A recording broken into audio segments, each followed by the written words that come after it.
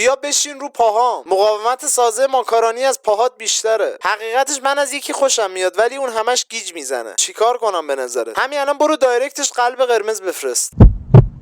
احمق، برای من نفرست، برای اون بفرست.